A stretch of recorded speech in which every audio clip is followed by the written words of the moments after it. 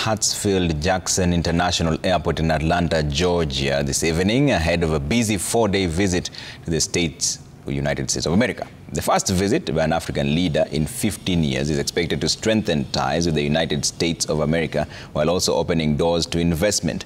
Ayub Abdikadir has more from Atlanta, Georgia, and is now joining us live. Ayub, how are you? It's good to see you. What do we expect? What kind of investment conversations do we expect from this visit?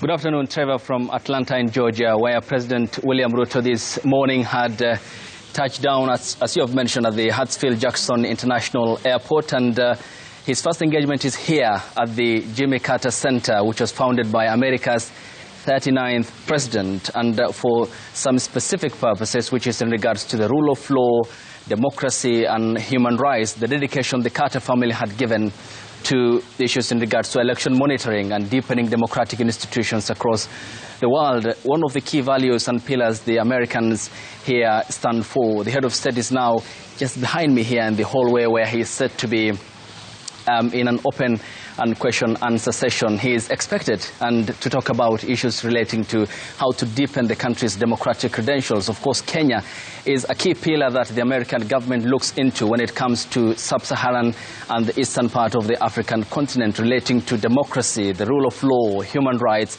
and of course the other aspect of the security and defense relations, which is a key component of what will end up featuring between the talks that will be happening between President William Ruto and Joe Biden at the White House on Wednesday. Just to be very specific and clear, this isn't the start of the state visit here in the United States, but it is a component, a segment of this bearing that this has in terms of those three key pillars. Is that President Carter is an icon and associated with demonstration of the Kenyan people in winning that document in 2010. And hereafter, the head of state in about 50 minutes' time will be heading to the King Center, which was founded by Cornetta Scott King, the late wife of the late Martin Luther King Jr., and the man who was an icon of black emancipation here in the United States of America. It's 15 minutes walk from here, from across the world, and also this being a historically black state in the United States of America, Georgia is what we are talking about.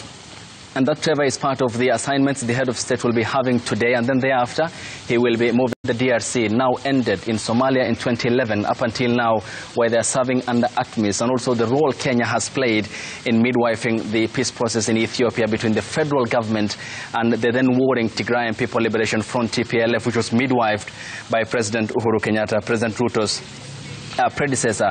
Also others include Trade CS Rebecca Miano, and also her counterpart from the ministry, the need for the deepening of the democratic institutions, supporting them in terms of finances and goodwill, so that the Kenyan people can get proper governance that is accountable, fair and equitable, where all Kenyans are equal. And that is the conversation that is ongoing at the moment that we'll be listening in to Trevor here. And then thereafter we'll be moving to the King Center, where President William Ruto will be laying a wreath at the tomb of Martin Luther King Jr. and the center that was founded by Cornetta Scott King following the passing on of Martin Luther King Jr. Of course, she passed on later and bears historical significance here in the United States of America, and to be specific, here in the state of Georgia. So we'll be keeping an eye on the president's movements from here, Trevor, and we'll be able to brief our audiences in Kenya and across the world. And back to you in studio. Ayub, before I let you go, we know at the end of the day, the president will be meeting the Kenyan diaspora in Atlanta, Georgia. Have you interacted with them? What sort of issues do they want to table before the head of state? Well, a mixed bag of expectations from the Ruto, and them monitoring their situation, the domestic affairs in Kenya, from the United States of America. And that includes, of course, proper governance when it comes to the government championing for the interests of the common mwananchi. And the discussion, I'm sure, back home now revolves around the Finance Bill 2024, the contents they are in. And they are also very much pleased about how the Kenyan people are expressing their opinions, are expressing their views, and are willing to take part in the public participation process in wanting their views to be heard about what they want corrected when it comes to the governance model.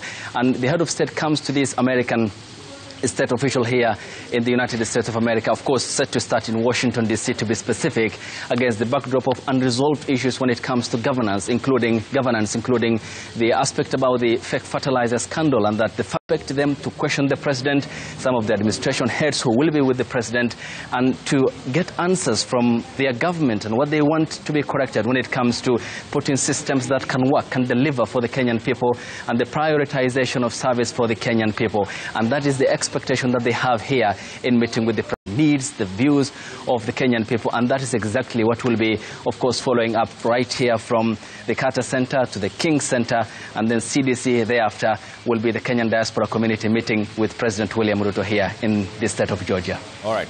Thanks, Ayub. I would 6 out